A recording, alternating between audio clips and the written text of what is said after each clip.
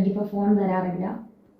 അപ്പം നിങ്ങൾ ഇതിനെപ്പറ്റി കേട്ടപ്പോൾ തന്നെ എൻ്റെ ചേച്ചി അതിനെപ്പറ്റി ഡീറ്റെയിൽ ആയിട്ട് നിങ്ങളോട് സംസാരിച്ചു. അപ്പം നിങ്ങൾ കുറച്ച് പേരുടെ ഉപകാരം ചെയ്തതിൽ ഉപദ്രവിക്കാതിരിക്കുക. Hi hello, welcome back to my YouTube channel. ഇപ്പൊ കീമോ കഴിഞ്ഞിട്ട് നല്ല ക്ഷീണത്തിൽ കിടക്കുവാണ്. നിങ്ങൾക്ക് അറിയാലോ കഴിഞ്ഞ പ്രാവശ്യത്തെ കീമോ കഴിഞ്ഞിട്ട് ഞാൻ എങ്ങനെയായിരുന്നു. സോ അപ്പൊ എൻ്റെ യൂട്യൂബ് ചാനലിന് വേണ്ടി ചേച്ചി സംസാരിക്കുന്നതായിരിക്കും. അപ്പം ഞാനിങ്ങനെ ഒരു വീഡിയോ ചെയ്യണമെന്നോ ഇതിൽ സംസാരിക്കണമെന്നോ ഒരിക്കലും ആഗ്രഹിച്ചൊരു വ്യക്തിയല്ല. പക്ഷേ 2-3 ദിവസമായിട്ട് ചില വ്ളോഗേഴ്സ് രേണുവിന് കൊടുക്കുന്ന ഇഞ്ചക്ഷൻസിനെ കുറിച്ച് സമൂഹത്തിൽ തെറ്റായ കുറേ ധാരണകൾ അവർക്ക് സമൂഹ മാധ്യമത്തിൽ കൂടി പ്രചരിപ്പിച്ചുകൊണ്ടിരിക്കുന്നു. കാരണം അതിന് ഈ 2 ലക്ഷം രൂപയുടെ ഇഞ്ചക്ഷൻ രേണുവിന് മെഡിക്കൽ കോളേജിലെ ട്രീറ്റ്മെൻറ്റോ അവിടെ നിന്ന് എങ്ങനെയാണ് ഈ 2 ലക്ഷം രൂപയുടെ ഇഞ്ചക്ഷൻ എങ്ങനെയാകുന്നു? കീമോയ്ക്ക് അത്രയും മെഡിസിന് അത്ര വിലയാകുന്നില്ല. പിന്നെ കുറേ ക്യാൻസർ വന്ന പേഷ്യൻസ് ക്യാൻസർ പേഷ്യൻസിന്റെ വോയിസും എടുത്തിട്ടുകൊണ്ടിരിക്കുന്നു. അതിൽ അവർ സംസാരിക്കുന്നുണ്ട് അവർക്ക് ഈ മെഡിസിൻ 5000 രൂപയ്ക്ക് കിട്ടിയെന്നും, പിന്നെ ഞാനും ക്യാൻസർ പേഷ്യൻ്റ് ആണ്, എനിക്ക് അത്രയും മെഡിസിന് വിലയായിട്ടില്ല. രേണുവിന് പിന്നെ എന്താ രേണു ഇത് രോഗം വരെ കള്ളത്തരമാണെന്ന് പറഞ്ഞ് പ്രചരിപ്പിച്ചുകൊണ്ടിരിക്കുന്നു. അതിൻ്റെ കൂടെ ഇപ്പോൾ ഈ മെഡിസിൻ്റെ കാര്യത്തെക്കുറിച്ചും തെറ്റായി ഇവര് നമ്മളെ സ്നേഹിക്കുന്ന ഒരുപാട് നല്ല മനുഷ്യരുണ്ട്, രേണുവിന് വേണ്ടി പ്രാർത്ഥിക്കുന്ന ഒരുപാട് നല്ല മനുഷ്യരുണ്ട്. അവർക്ക് പോലും തെറ്റായ ഒരു സന്ദേശമാണ് ഇവർ ഇതിൽ കൂടി കൊടുത്തുകൊണ്ടിരിക്കുന്നത്. അപ്പം അതിന്റെ സത്യാവസ്ഥ എന്താന്ന് നമ്മളിപ്പോ ഈ ബ്ലോഗേഴ്സിനെ ബോധിപ്പിക്കാൻ ആയിട്ട് ചെയ്യുന്ന ഒരു വീഡിയോ അല്ല. നമ്മളെ ഞാൻ പറഞ്ഞല്ലോ, അവളെ സ്നേഹിക്കുന്ന ഒരുപാട് പേര്, അവൾക്ക് വേണ്ടി പ്രാർത്ഥിക്കുന്നത്, അവളുടെ രോഗം എത്രയും വേഗം ഭേദമാകാൻ വഴിപാട് കഴിക്കുന്ന ഒരുപാട് ആൾക്കാര്, നേർച്ച നേരുന്നവരുണ്ട്. അവർക്കൊക്കെ വേണ്ടി മാത്രമാണ്, അവർക്കൊന്നും ഇതൊന്നും സത്യാവസ്ഥ ബോധ്യമാകണം, അതിനുവേണ്ടി മാത്രമാണ് ഞാൻ ഇപ്പോൾ ഈ സംസാരിക്കുന്നത്. രേണുവിന്റെ ക്യാൻസർ, ബ്രസ്റ്റ് ക്യാൻസർ, അതിൽ HER2 പോസിറ്റീവ് ആണ് കാണിക്കുന്നത്. അപ്പൊ HER2 പോസിറ്റീവിന് അതിതീവ്രമായിട്ട് സ്പ്രെഡ് ആയിക്കൊണ്ടിരിക്കുന്ന ക്യാൻസർ ആണ്. അത് അതിപ്രസരമുള്ള ഒരു ക്യാൻസറുമാണ്. അപ്പൊ അതില് നമ്മൾ നൂതനമായ ചികിത്സാ രീതികൾ കണ്ടുപിടിച്ചിട്ടുണ്ട്, ടാർഗറ്റഡ് തെറാപ്പി. ആ ടാർഗറ്റഡ് തെറാപ്പിയിൽ ഉള്ള ഒരു ഇഞ്ചക്ഷൻ ആണ് ഫെസ്കോ 600 mg.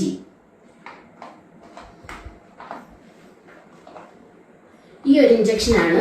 കാരണം ഇത് ഓരോ കീമോ ചെയ്യുമ്പോഴും കീമോയ്ക്ക് മുൻപായിട്ട് ഈ ഒരു ഇഞ്ചക്ഷൻ നമ്മൾ കൊടുക്കുന്നുണ്ട്. ആ ഇഞ്ചക്ഷൻ എന്ന് പറഞ്ഞാൽ നമ്മളത് വാങ്ങുന്നത് ട്രിവാൻഡ്രം മെഡിക്കൽ കോളേജിൽ നിന്നാണ് അത് വാങ്ങുന്നത്. അതിന്റെ പ്രൈസ് ബില്ലും ഇതിൽ എഴുതിയിട്ടുണ്ട്.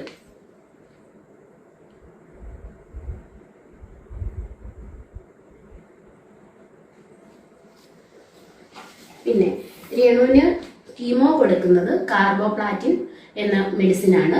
അത് കൊടുക്കുന്നതിന് മുൻപായിട്ട് ഈ ഫെസ്കോ ഈ ഒരു ഇഞ്ചക്ഷൻ കൊടുക്കുന്നു, ഈ ആന്റിബോഡി ഇഞ്ചക്ഷൻ കൊടുക്കുന്നു. ഈ ഇഞ്ചക്ഷന്റെ കാര്യമാണ് രേണു പറഞ്ഞത് 2 ലക്ഷത്തി സംതിങ് ആണ് ഇതിന്റെ വിലയെന്ന്. ഇത് രേണുവിന് മൊത്തം പറഞ്ഞേക്കുന്നത് 6 കീമോയാണ്. 6 കീമോ കഴിയുമ്പോൾ സർജറി. ഈ 6 കീമോയ്ക്കും ഈ കീമോ ചെയ്യുന്നതിനോടൊപ്പം ഈ ഒരു ഇഞ്ചക്ഷനും എടുക്കുന്നുണ്ട്. അപ്പം അതിനകത്ത് ഇന്നും അവര് പറയുന്ന കേട്ടു ഈ ഇഞ്ചക്ഷൻ 5000 രൂപയ്ക്ക് കിട്ടുമെന്ന്. എവിടാണ് ഈ 5000 രൂപയ്ക്ക് ഇഞ്ചക്ഷൻ കിട്ടുമെന്ന് അതൊന്ന് അറിയിക്കുമായിരുന്നെങ്കിൽ ഞങ്ങൾക്ക് അത് ഏറ്റവും വലിയൊരു ഉപകാരമായിരിക്കും. ഈ ഒരു ഇഞ്ചക്ഷൻ 5000 രൂപയ്ക്ക് കിട്ടുവാണെന്നുണ്ടെങ്കിൽ അത് ഞങ്ങൾക്ക് ഏറ്റവും വലിയ ഉപകാരമായിരിക്കും. പിന്നെ അതിനകത്ത് ഓരോ ക്യാൻസർ പേഷ്യൻസ് വിളിച്ച് സംസാരിക്കുന്നതിന്റെ വോയിസ് റെക്കോർഡ്സുകളൊക്കെ കിടക്കുന്നുണ്ട്. എനിക്ക് അത്രേ ആയുള്ളൂ, അവക്കതായില്ല, എന്റെ ക്യാൻസറിന് ഇങ്ങനെയായിരുന്നു, എന്റെ ക്യാൻസറിന് കീമോ ചെയ്തപ്പോൾ ഞങ്ങൾക്ക് ഇത്ര രൂപയായുള്ളൂ.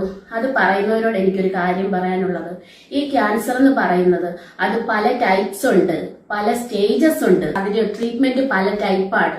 ഇപ്പൊ HER2 പോസിറ്റീവ് ആയതുകൊണ്ട് മാത്രമാണ് ഈ ഒരു ആന്റിബോഡി ടാർഗറ്റ് തെറാപ്പി ഇവക്ക് കൊടുക്കേണ്ട വരുന്നത്. ഈ HER2 പോസിറ്റീവ് അല്ലാതെ HER2 നെഗറ്റീവ് ആയ ഒരു ക്യാൻസർ പേഷ്യന്റ് ആണെങ്കിൽ അവർക്ക് ഈ കീമോയുടെ മാത്രം ആവശ്യമുള്ളൂ. വീണ്ടും ഞാൻ നിങ്ങളോട് പറയുന്നു, ഈ മെഡിസിൻ ഇതാണ്. നിങ്ങൾ പറയുന്നുണ്ട് കീമോ, ഇതാണ് രേണുവിന് എടുക്കുന്ന കീമോ മെഡിസിൻ. ഇതിന്റെ വില അതേണ്ട നിങ്ങൾ കണ്ടോ? ഇതാണ് കീമോ എടുക്കുന്ന മെഡിസിൻ. അതല്ല, ആ മെഡിസിൻ അല്ല. നിങ്ങൾ പറയുന്ന പോലെ പെയിൻ കില്ലറോ രേണു കള്ളത്തരം പറഞ്ഞിട്ടുണ്ടാകുന്ന അങ്ങനെ ഒരു ഇഞ്ചക്ഷൻ അല്ല ഇത് ടാർഗറ്റഡ് തെറാപ്പി, അതിനുള്ള ആന്റിബോഡി ഇഞ്ചക്ഷൻ ആണിത്. ഇതിന്റെ വിലയുടെ കാര്യമാണ് രേണു പറഞ്ഞത്. ഇപ്പോഴും നിങ്ങൾക്ക് മനസ്സിലായോ എന്ന് എനിക്ക് അറിയില്ല. പിന്നെ ക്യാൻസർ വരുന്നത് ക്യാൻസർ പേഷ്യൻസ് തന്നെയാണോ അതിൽ വോയിസ് അയച്ചേക്കുന്നതും എനിക്കറിയില്ല.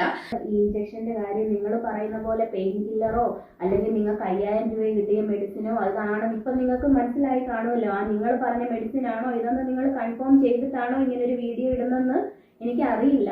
പിന്നെ അതിനകത്ത് കുറെ ക്യാൻസർ പേഷ്യൻസ് ആരൊക്കെയോ അവരുടെ വോയിസ് ഒക്കെ നിങ്ങൾ എടുത്തിട്ടിട്ടുണ്ട്. അതിനകത്ത് ആ വോയിസ് പറയുന്ന ഒരു ആളുണ്ടല്ലോ, ആ ചേച്ചിയോടാണ് എനിക്ക് പറയാനുള്ളത്.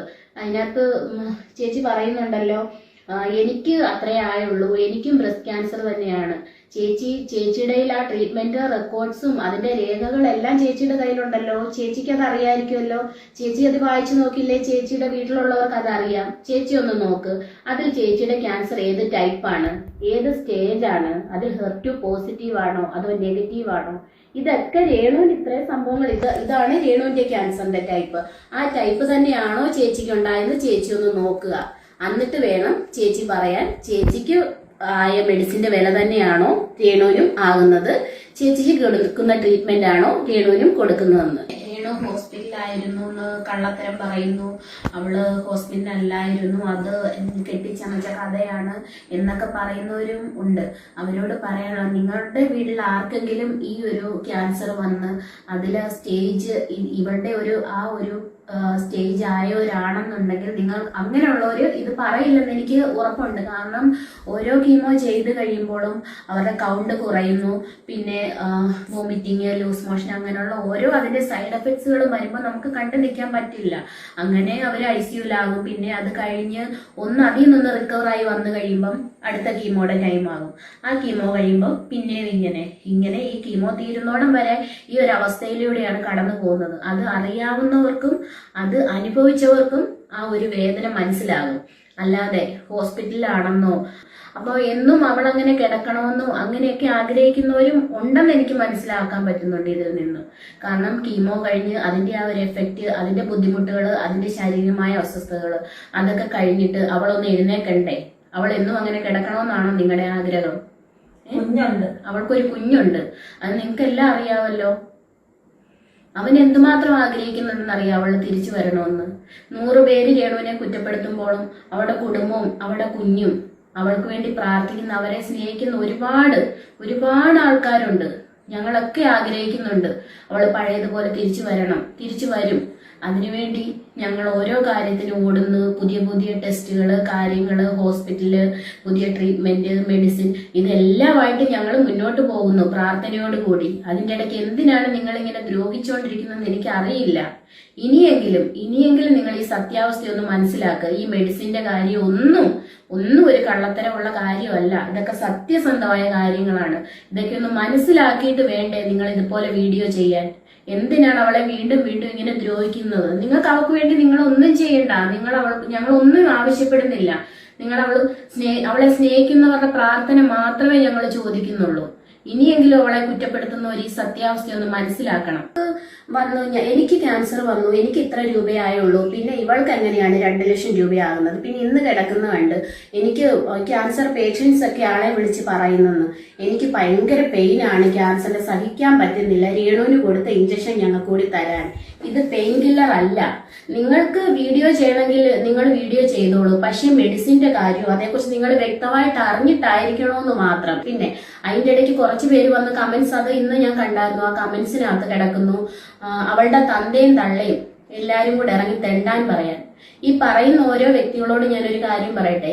ഈ ഒരു സ്റ്റേജിലുള്ള ക്യാൻസർ, ഈ ബ്രസ്റ്റ് ക്യാൻസറിൽ HER2 പോസിറ്റീവായ ടൈപ്പിലുള്ള ഒരു ക്യാൻസർ നിങ്ങളുടെ ആരുടെയും വീടുകൾ വരാതിരിക്കട്ടെ.